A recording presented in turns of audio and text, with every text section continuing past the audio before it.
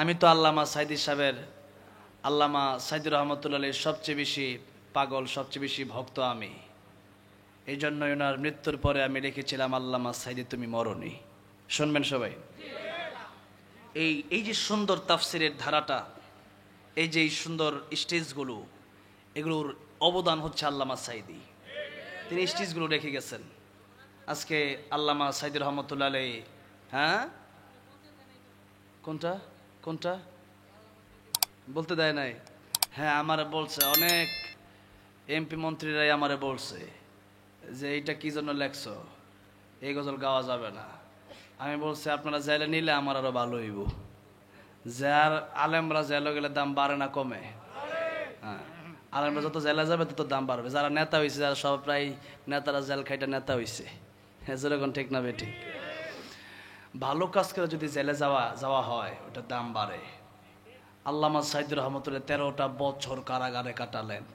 কি চুরি কইরা, খুন করে, রাহাজানি কইরা?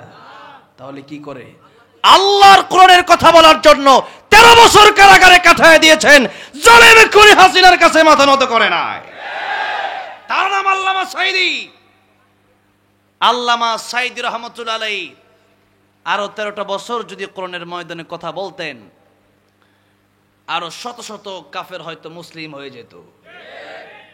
এই কাফেররা মুসলিম হবে, এই জায়গায় রাস্তা বন্ধ করলো যারা, তারা আজকে দেশে থাকতে পারলো না।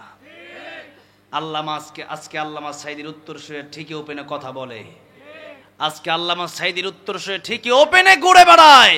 কারো শক্তি নেই আল্লামা সাইদির উত্তরসূরি যা তাদেরকে খতম করা, ঠিক কিনা বলেন? আমরা আল্লামা সাইদিকে ভালোবাসি এই জন্য যে আমাদের ভালোবাসা হবে মান আহাব্বা লিল্লাহ ওয়া আবগাদা লিল্লাহ ওয়া আতা লিল্লাহ ওয়া মানা লিল্লাহ ফাকাদ ইসতাকমালাল ঈমান। ভালোবাসবো আল্লাহর জন্য, ঘৃণাও করব কার জন্য? সবই আল্লাহর জন্য হবে। আমার ঈমানদার যা করবে সবই হবে আল্লাহর জন্য। সবই কার জন্য হবে? আল্লাহর জন্য হবে। তিনি আল্লাহর জন্য কথা বলেছেন, আল্লাহর পক্ষে কথা বলেছেন। সুতরাং আল্লাহর পক্ষে কথা বলে যারা কষ্ট করেছেন, তারা আমার নবীর সুন্নাত আদায় করেছেন। আমার নবী জেল খেটেছেন কি খাটেন নাই? খাটছে। আমরাও কোরআনের কথা বলতে গিয়ে জেল খাটতে রাজি আছি না নাই? বলি ইনশাআল্লাহ। বলবো? কষ্ট হচ্ছে না তো?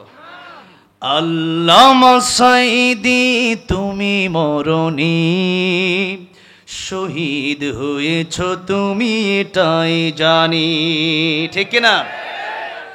আল্লামা সাইদি তুমি মরনি, শহীদ হয়েছ তুমি এটাই জানি। কারাগারে কাটালে 13টি বছর, বাতিল কেঁপেছে তোমায় দেখে থর থর, ঠিক কিনা? তুমি যে ছিলে মোদের নয়নমণি, শহীদ হয়েছ তুমি এটাই জানি। আল্লামা সাইদি তুমি মরনি, শহীদ হয়েছ তুমি এটাই জানি। শহীদ হয়েছ তুমি এটাই জানি। দেখা তো হবে না আর এই জীবনে, দেখা হবে জান্নাতে ফুল বাগানে। দেখা তো হবে না আর এই জীবনে, দেখা হবে জান্নাতে ফুল বাগানে। এ আশা কবুল করো আল্লাহ তুমি, পড়ে না আমিন?